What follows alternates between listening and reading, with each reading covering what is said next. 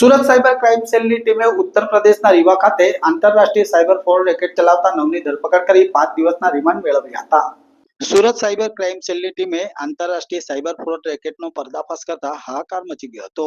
આ રેકેટ ચલાવતા 9 આરોપીની ધરપકડ પણ કરવામાં આવી હતી. સૌપ્રથમ ઉત્તર પ્રદેશના મિર્ઝાપુર ખાતેથી પ્રાંશુ ઉર્ફે પ્રિયાંશુ પાઠકની પોલીસે ધરપકડ કરી પૂછપરછ કરતા એમપીના રીવા ખાતે ચાલતા સાયબર ફ્રોડ રેકેટ પર ત્રાટકી હતી. પોલીસે લાઈવ રેડ કરી 19.24 કરોડના સાયબર ફ્રોડ રેકેટનો પર્દાફાશ કર્યો હતો.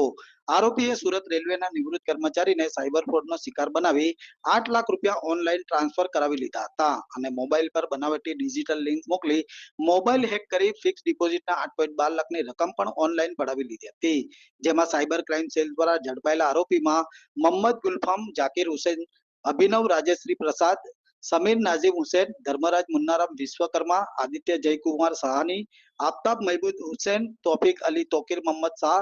અને શાહ નવાજ આફતાબ અલી અને પ્રાંશુ ઉર્ફે પ્રિયાંશુ વિનોદ પાઠકના 5 દિવસના પોલીસ રિમાન્ડ મેળવી વધુ તપાસ સુરત સાયબર સેલની ટીમે હાથ ધરી છે. ગયા વર્ષમાં 30 નવેમ્બરના રોજ એક રેલવેના કર્મચારી નિવૃત્ત થયા હતા અને નિવૃત્ત થયા બાદ એમને પ્રોવિડન્ટ ફંડનું 28 લાખ જેટલા પૈસા એમને અકાઉન્ટમાં આવ્યા. એમાંથી 20 લાખ રૂપિયાની એફડી કરાવ્યા પછી 8 લાખ રૂપિયા એમને પોતાના ખર્ચ માટે સેવિંગ બેંક એકાઉન્ટમાં સાઈડમાં રાખેલા હતા અને ત્યારે એમને એક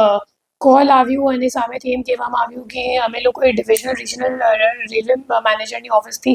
બોલી રહ્યા છીએ અને તમને એક ઓટીપી આવશે અને તે ઓટીપી તમને આપશો તો પછી તમારું પેન્શન એક્ટિવેટ થઈ જશે. તો એમ કહીને એમને એક ડિજિટલ લિંક મોકલવામાં આવી અને ડિજિટલ લિંક પર ક્લિક કરવાથી એમનું ફોન હેક થઈ ગયું અને ફોન હેક કર્યા પછી એમના અકાઉન્ટમાંથી કુલ 8,12,000 રૂપિયા ટ્રાન્સફર થઈ ગયા